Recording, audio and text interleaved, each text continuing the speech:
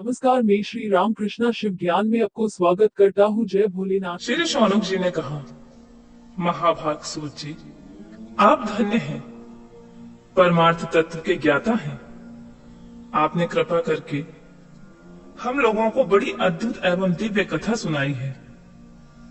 भूतल पर इस कथा के समान कल्याण का सर्वश्रेष्ठ साधन कोई नहीं है। यह बात हमने आज आपकी कृपा से निश्चय पूर्वक समझ ली है। सूत जी, कलयुग में इस कथा के द्वारा कौन कौन से पापी शुद्ध होते हैं, उन्हें कृपा पूर्वक बताइए और इस जगत को कृतार्थ कीजिए। सूत जी बोले, मुनि, जो मनुष्य पापी, दुराचारी, खल तथा काम क्रोध आदि से निरंतर डूबे रहने वाले हैं, वे इस पुराण के श्रवण पठन से ही शुद्ध हो जाते हैं। इसी विषय में जानकर मुनि इस प्राचीन इतिहास का उदाहरण दिया करते हैं, जिसके श्रवण मात्र से पापों का पूर्णतः नाश हो जाता है। पहले की बात है कि रातों के नगर में एक ब्राह्मण रहता था, जो ज्ञान से अत्यंत दुर्बल, दरिद्र, रस बेचने वाला तथा वैदिक धर्म से विमुख था। वह स्नान संध्या आदि कर्मों से भ्रष्ट हो गया था और वैश्यवृत्ति में तत्पर रहता था। उसका नाम देवराज था। वह अपने ऊपर विश्वास करने वाले लोगों को ठगा करता था। उसने ब्राह्मणों, क्षत्रियों, वैश्यों, शूद्रों तथा दूसरों को भी अनेक बहानों से बनाकर उनका धन हड़प लिया, परंतु उस पापी का थोड़ा सा भी धन कर्मी धर्म काम में नहीं लगा था। वह वैश्यगामी तथा सब प्रकार से आचार भ्रष्ट था। एक दिन घूमता घामता वह देवलोक से प्रतिष्ठानपुर में जा पहुंचा। वहां उसने एक शिवालय में देखा, जहां बहुत से साधु महात्मा एकत्र हुए थे। देवराज उस शिवालय में ठहर गया, किंतु वहां उस ब्राह्मण को ज्वर आ गया। इसी ज्वर से उसको बड़ी पीड़ा होने लगी। वह एक ब्राह्मण देवता शिव पुराण की कथा सुना रहे थे। ज्वर में पड़ा हुआ देवराज ब्राह्मण के मुखार बिंदु से निकली हुई उस शिव कथा को निरंतर सुनता रहा। एक मास के बाद जब ज्वर से अत्यंत पीड़ित होकर चल बसा, यमराज के दूत आए और पाशों में बांधकर बलपूर्वक यमपुरी ले गए। इतने में ही शिवलोक में भगवान शिव का पार्षद गण आ गए। उनके गौर अंग कपूर के समान उज्जवल थे, हाथ त्रिशूल से सुशोभित हो रहे थे। उनके संपूर्ण अंग भस्म से उद्दासित थे और रुद्राक्ष की मालाएं उनके शरीर की शोभा बढ़ा रही थी। वे सब के सभी क्रोध पूर्वक यमपुरी में गए और यमराज के दूतों को मार पीट कर, बारंबार धमकाकर उन्हें देवराज को उनकी चंगुल से छुड़ा लिया और अत्यंत अद्भुत विमान पर बिठाकर जब वे शिवदूत कैलाश जाने के लिए उद्यत हुए, उसी समय यमपुरी में बड़ा भारी कोलाहल मच गया। उस कोलाहल को सुनकर धर्मराज अपने भवन से बाहर आए। साक्षात दूसरे रुद्रों के समान प्रतीत होने वाले चारों दूतों को देखकर धर्मज्ञ धर्मराज ने उनका विधि पूर्वक पूजन किया और ज्ञान दृष्टि से देखकर सारा वृतांत जान लिया। उन्होंने भय के कारण भगवान शिव के उन महात्माओं दूतों से कोई बात नहीं पूछी, उल्टी उन सब की पूजा एवं प्रार्थना की। तत्पश्चात वे शिवदूत कैलाश को चले गए। वहां पहुंचकर उन्होंने उस ब्राह्मण को दया सागर स्वामी शिव के हाथों में दे दिया। शौनक जी ने पूछा, महाभाग सूत जी, आप सर्वज्ञ हैं, महामते, आपकी कृपा प्रसाद से बारंबार कृतार्थ हुआ हूं। इस इतिहास को सुनकर मेरा मन अत्यंत आनंद से निमग्न हो रहा है। अतः अब भगवान शिव में प्रेम बढ़ाने वाली शिव संबंधिनी की दूसरी कथा भी कहिए। श्री सूत जी बोले, शौनक सुनो, मैं तुम्हारे सामने गोपनीय कथा वस्तु का भी वर्णन करूंगा, क्योंकि तुम शिव भक्तों में अग्रगण्य तथा वेद वेताओं में श्रेष्ठ हो। समुद्र के निकटवर्ती प्रदेश में एक बास्कल नामक ग्राम है, जहां वैदिक धर्म से विमुख महापापी द्विज निवास करते हैं। वे सब के सब बड़े दुष्ट हैं। उनका मन दूषित विषय भोगों में लगा रहता है। वे ना तो देवताओं पर विश्वास करते हैं, न भाग्य पर। वे सभी कुटिल वृत्ति वाले हैं। किसानी करते और भले भांति के घातक अस्त्र शस्त्र रखते हैं।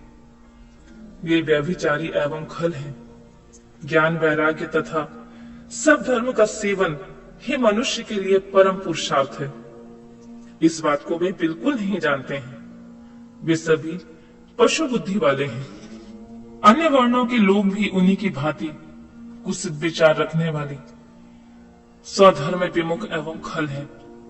वे सदा कुकर्म में लगे रहते हैं और नित्य विषय भोगी में ही डूबे रहते हैं। वहां की सब स्त्रियां भी कुटिल स्वभाव की, स्वेच्छाचारिणी, पाप सक्त, कुशित विचार वाली एवं व्यभिचारिणी हैं। वे सद्व्यवहार एवं सदाचार से सर्वथा शून्य हैं। इस प्रकार वहां का दुष्टों का ही निवास है। उस बाष्कल नामक ग्राम में किसी समय एक विदुंग नामधारी ब्राह्मण रहता था। वह बड़ा अधम था, दुरात्मा और महापापी था। यद्यपि उसकी स्त्री बड़ी सुंदरी थी, तो भी वह कुमार्ग पर चलता रहता था। उसकी पत्नी का नाम चंचुला था। वह सदा उत्तम धर्म का पालन करने में लगी रहती थी, तो भी उसे छोड़कर वह दुष्ट ब्राह्मण वैश्यगामी हो गया था। इस तरह कुकर्म में लगे हुए उस बिंदु का बहुत वर्ष व्यतीत हो गए। उसकी स्त्री चंचुला अपने काम से पीड़ित होने पर स्वधर्म नाश के भय से क्लेश सहकर भी दीर्घ काल तक धर्म से भ्रष्ट नहीं हुई, परंतु दुराचारी पति के आचरण से प्रभावित होकर आगे चलकर वह स्त्री भी दुराचारिणी हो गई। इस तरह दुराचार में डूबे हुए उन मूढ़ चित्त वाले पति पत्नी का बहुत सा समय व्यर्थ बीत गया। तदनंतर शूद्र जातीय वैश्य का पति बना हुआ वह दूषित बुद्धि वाला दुष्ट ब्राह्मण विंदुक समयानुसार मृत्यु को प्राप्त कर नरक में जा पड़ा। बहुत दिनों तक नरक में दुख भोग कर वह मूढ़ बुद्धि पापी विंध्या पर्वत पर भयंकर पिशाच हुआ। उधर उस दुराचारी पति बिंदु के मर जाने पर वह मूढ़ हृदय चंचुला बहुत समय तक पुत्रों के साथ घर में ही रही। एक दिन देव योग से किसी पुण्य पर्व के आने पर वह स्त्री भाई बांधवों के साथ गोकर्ण क्षेत्र में गई। तीर्थ यात्रियों के संग में उसने भी उस समय जाकर किसी तीर्थ के जल में स्नान किया। फिर वह साधारणतः बंधुजनों के साथ यत्र तत्र घूमने लगी। घूमते घामती किसी देव मंदिर में गई और वहां उसने एक देवज्ञ ब्राह्मण के मुख से भगवान शिव की परम पवित्र एवं मंगलकारिणी उत्तम पौराणिक कथा सुनी। कथावाचक ब्राह्मण कह रहे थे कि जो स्त्रियां पर पुरुष के साथ व्यभिचार करती हैं, वे मरने के बाद यमलोक में जाती हैं। तब यमलोक के दूत उनकी योनियों में तपे हुए लोह का परित डालते हैं। पौराणिक ब्राह्मण के मुख से यह वैराग्य बढ़ाने वाली कथा सुनकर चंचुला भय से व्याकुल हो गई और कांपने लगी। जब कथा समाप्त हुई और सुनने वाले सब लोग वहां से चले गए, तब वह भयभीत नारी एकांत में शिव पुराण की कथा बांचने वाले उन ब्राह्मण देवता से बोली। चंचुला ने कहा, ब्राह्मण, मैं अपने धर्म को नहीं जानती थी, इसलिए मेरे द्वारा बड़ा दुराचार हुआ है। स्वामी, मेरे ऊपर अनुपम कृपा करके मेरा उद्धार कीजिए। आज आपके वैराग्य रस से ओतप्रोत इस प्रवचन को सुनकर मुझे बड़ा भय लग रहा है। मैं कांप उठी हूं और मुझे इस संसार से वैराग्य हो गया है। मुझ मूढ़ चित्त वाली पापिनी को धिक्कार है। मैं सर्वथा निंदा के योग हूं। कुशित विषयों में फंसी हुई अपने धर्म से विमुख हो गई हूं। हाय, न जाने किस किस घोर कष्टदायक दुर्गति में मुझे पड़ना पड़ेगा, और वहां कौन बुद्धिमान पुरुष कुमार्ग में धन लगाने वाली मुझ पापिनी का साथ देगा। मृत्यु काल में उन भयंकर यमदूतों को कैसे देखूंगी, जब वे बलपूर्वक मेरे गले में फंदे डालकर मुझे बांधेंगे। तब मैं कैसे धीरज धारण कर सकूंगी। नरक में जब मेरे शरीर के टुकड़े टुकड़े किए जाएंगे, उस समय विशेष दुख देने वाली उस महायातना को कैसे झेलूंगी। हाय, मैं मारी गई, मैं मर गई, मैं जल गई, मेरा हृदय विदीर्ण हो गया और मैं सब प्रकार से नष्ट हो गई, क्योंकि मैं हर तरह से पाप में डूबी रहती हूँ। ब्राह्मण, आप ही मेरे गुरु, आप ही माता, आप ही पिता हैं। आपकी शरण में आई मुझ दीन अबला का आप ही उद्धार कीजिए, उद्धार कीजिए प्रभु। सूत जी कहते हैं, शौनक, इस प्रकार खेद और वैराग्य से युक्त चंचुला ब्राह्मण देवता के दोनों चरणों में गिर पड़ी। तब उन बुद्धिमान ब्राह्मण ने कृपा पूर्वक उसे उठाया और इस प्रकार का। श्री शौनक जी ने कहा, महाभाग सूत जी, आप धन्य हैं, परमार्थ तत्व के ज्ञाता हैं। आपने कृपा करके हम लोगों को बड़ी अद्भुत एवं दिव्य कथा सुनाई है। भूतल पर इस कथा के समान कल्याण का सर्वश्रेष्ठ साधन कोई नहीं है। यह बात हमने आज आपकी कृपा से निश्चय पूर्वक समझ ली है। सूत जी, कलयुग में इस कथा के द्वारा कौन कौन से पापी शुद्ध होते हैं, उन्हें कृपा पूर्वक बताइए और इस जगत को कृतार्थ कीजिए। सूत जी बोले, मुनि, जो मनुष्य पापी, दुराचारी, खल तथा काम क्रोध आदि से निरंतर डूबे रहने वाले हैं, वे इस पुराण के श्रवण पठन से ही शुद्ध हो जाते हैं। इसी विषय में जानकर मुनि इस प्राचीन इतिहास का उदाहरण दिया करते हैं, जिसके श्रवण मात्र से पापों का पूर्णतः नाश हो जाता है।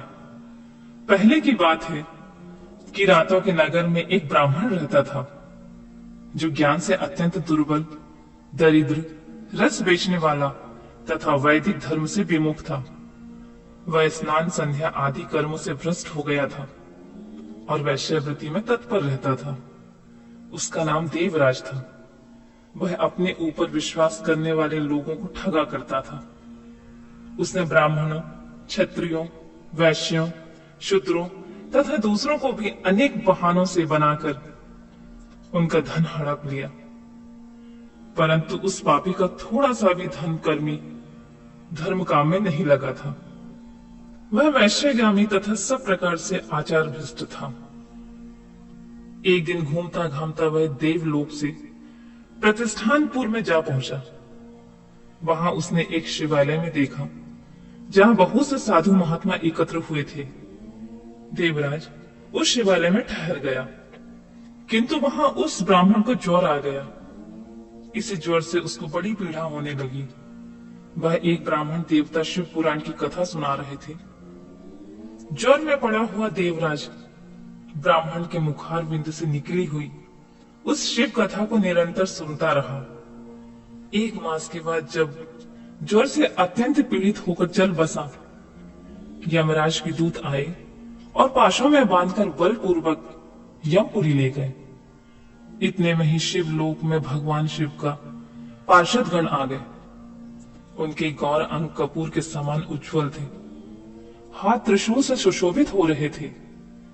उनके संपूर्ण अंग भस्म से उद्दासित थे और रुद्राक्ष की मालाएं उनके शरीर की शोभा बढ़ा रही थी। वे सब के सभी क्रोध पूर्वक यमपुरी में गए और यमराज के दूतों को मार पीट कर, बारंबार धमकाकर उन्हें देवराज को उनकी चंगुल से छुड़ा लिया और अत्यंत अद्भुत विमान पर बिठाकर जब वे शिवदूत कैलाश जाने के लिए उद्यत हुए, उसी समय यमपुरी में बड़ा भारी कोलाहल मच गया। उस कोलाहल को सुनकर धर्मराज अपने भवन से बाहर आए। साक्षात दूसरे रुद्रों के समान प्रतीत होने वाले चारों दूतों को देखकर धर्मज्ञ धर्मराज ने उनका विधि पूर्वक पूजन किया और ज्ञान दृष्टि से देखकर सारा वृतांत जान लिया। उन्होंने भय के कारण भगवान शिव के उन महात्माओं दूतों से कोई बात नहीं पूछी, उल्टी उन सब की पूजा एवं प्रार्थना की। तत्पश्चात वे शिवदूत कैलाश को चले गए। वहां पहुंचकर उन्होंने उस ब्राह्मण को दया सागर साम्य शिव के हाथों में दे दिया। शौनक जी ने पूछा, महाभाग सूत जी, आप सर्वज्ञ हैं, महामते। आपकी कृपा प्रसाद से बारंबार कृतार्थ हुआ हूं। इस इतिहास को सुनकर मेरा मन अत्यंत आनंद से निमग्न हो रहा है। अतः अब भगवान शिव में प्रेम बढ़ाने वाली शिव संबंधिनी की दूसरी कथा भी कहिए। श्री सूत जी बोले, शौनक सुनो, मैं तुम्हारे सामने गोपनीय कथा वस्तु का भी वर्णन करूंगा, क्योंकि तुम शिव भक्तों में अग्रगण्य तथा वेद वेताओं में श्रेष्ठ हो। समुद्र के निकटवर्ती प्रदेश में एक बास्कल नामक ग्राम है, जहां वैदिक धर्म से विमुख महापापी द्विज निवास करते हैं। वे सब के सब बड़े दुष्ट हैं। उनका मन दूषित विषय भोगों में लगा रहता है। वे ना तो देवताओं पर विश्वास करते हैं, न भाग्य पर। वे सभी कुटिल वृत्ति वाले हैं। किसानी करते और भले भांति के घातक अस्त्र शस्त्र रखते हैं। वे व्यभिचारी एवं खल हैं। ज्ञान वैराग्य तथा सब धर्म का सेवन ही मनुष्य के लिए परम पुरुषार्थ है। इस बात को वे बिल्कुल नहीं जानते हैं। वे सभी पशु बुद्धि वाले हैं। अन्य वर्णों के लोग भी उन्हीं की भांति कुत्सित विचार रखने वाले स्वधर्म में विमुख एवं खल हैं। वे सदा कुकर्म में लगे रहते हैं और नित्य विषय भोगी में ही डूबे रहते हैं। वहां की सब स्त्रियां भी कुटिल स्वभाव की, स्वेच्छाचारिणी, पाप सक्त, कुशल विचार वाली एवं व्यभिचारिणी हैं। वे सद्व्यवहार एवं सदाचार से सर्वथा शून्य है। इस प्रकार वहां का दुष्टों का ही निवास है। उस बाष्कल नामक ग्राम में किसी समय एक विदुंग नामधारी ब्राह्मण रहता था। वह बड़ा अधम था, दुरात्मा और महापापी था। यद्यपि उसकी स्त्री बड़ी सुंदरी थी, तो भी वह कुमार्ग पर चलता रहता था।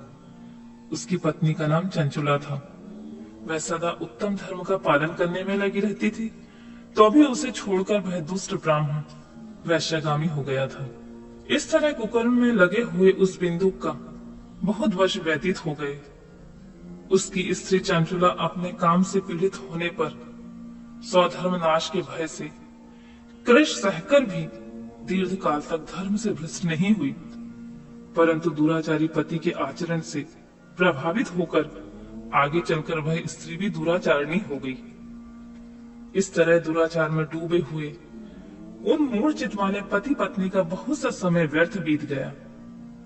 तदनंतर शूद्र जातीय वैश्य का पति बना हुआ वह दूषित बुद्धि वाला दुष्ट ब्राह्मण विंदुक समयानुसार मृत्यु को प्राप्त कर नरक में जा पड़ा। बहुत दिनों तक नरक में दुख भोग कर वह मूढ़ बुद्धि पापी विंध्या पर्वत पर भयंकर पिशाच हुआ।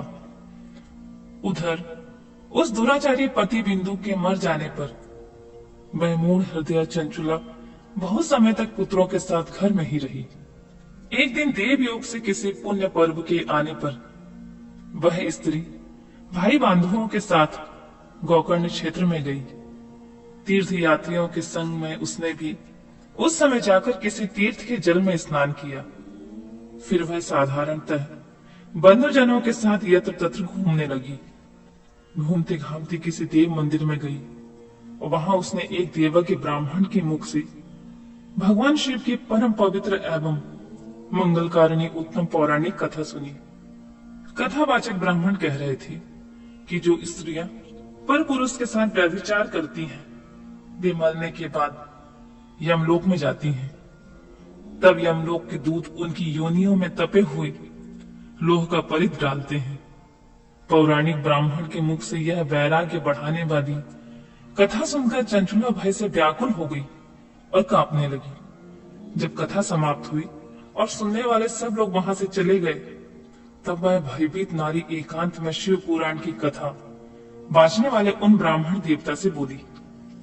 चंचुला ने कहा, ब्राह्मण, मैं अपने धर्म को नहीं जानती थी, इसलिए मेरे द्वारा बड़ा दुराचार हुआ है।